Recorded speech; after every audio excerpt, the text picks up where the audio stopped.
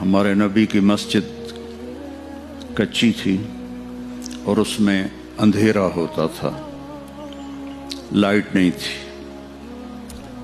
تو صحابہ کھجور کی وہ شاخ ایسے، اس کو عرجون کہتے ہیں، اس پر کھجوریں لگتی ہیں، وہ توڑ کے لاتے تھے، اس کو یہاں آگ لگاتے تھے تو وہ کبھی جلتی تھی کبھی بجھتی تھی، تو اس سے ہلکی ہلکی روشنی ہوتی تھی۔ تمیم داری رضی اللہ تعالی عنہ 9 ہجری میں اسلام لائے۔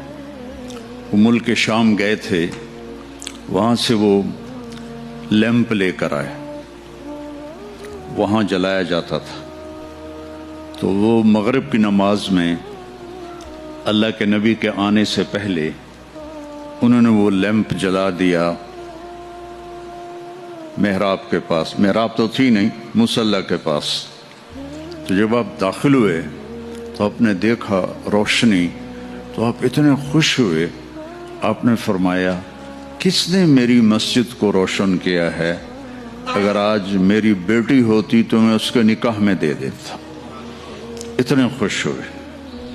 تو حضرت نوفل بن حارث آپ کے بڑے انکل کے بیٹے تھے، نوفل بن حارث بن عبد المطلب۔ تو حضرت نوفل پاس کھڑے تھے، انہوں نے کہا یا رسول اللہ، میری بیٹی بھی آپ کی بیٹی ہے، میں تمیم کے نکاح میں اس کو دیتا ہوں۔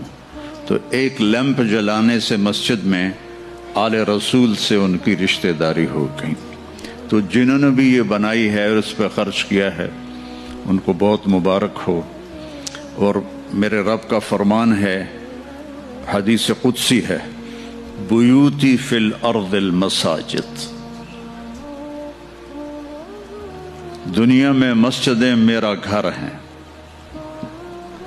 تو آپ میرے گھر کو آ کے اچھا کرو، پینٹ کرو، اور اس میں آپ کارپیٹ بچھاؤ، لائٹیں لگاؤ، اور مجھ سے کچھ لو بھی نہیں تو میں کتنا خوش ہوں گا۔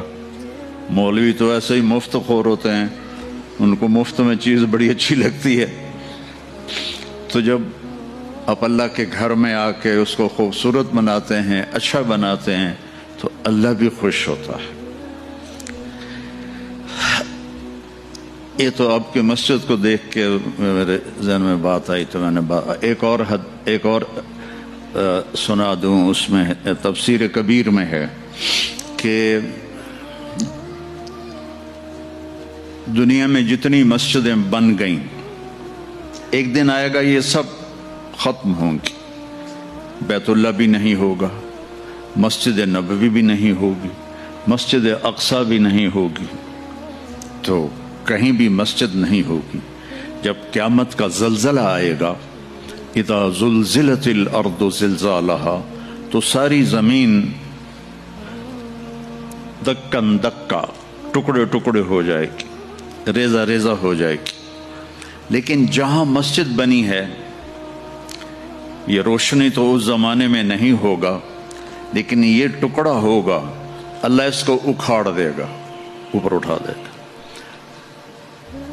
پوری دنیا میں جہاں جہاں مسجدیں ہیں، اس کی زمین نہیں ٹوٹے گی، اللہ اسے ایسے اوپر اٹھائے گا، اور پھر ان کو بغیر پیٹرول اور بغیر ونگز کے اللہ ان کو اڑائے گا اور بیت اللہ کی مسجد تک پہنچائے گا۔ پھر بیت اللہ کی مسجد کی زمین ایسے اوپر آ جائے گی، پھر یہ ساری زمینیں بیت اللہ کی مسجد کے ساتھ کٹھی ہو جائیں گی، پھر یہ فلائی کریں گی مسجد نبوی کی طرف، اور مسجد نبوی بھی خالی زمین ہوگی۔ جب بیت اللہ کا ٹکڑا اس مسجد کے ساتھ ملے گا تو وہ کہے گا الصلاۃ والسلام علیک یا رسول اللہ، پھر وہ بھی اکھڑ جائے گا اور یہ چلیں گے مسجد اقصی کی طرف، کیونکہ آسمانوں پہ جانے کا دروازہ مسجد اقصی میں ہے کہ اوپر ہے۔ تو پھر یہ ساری زمینیں مسجدیں اللہ ان کو اکھاڑ کر اوپر لے جائے گا اور جنت میں ڈال دے گا۔ تو آپ جنت کے ٹکڑے پر بیٹھے ہوئے ہیں،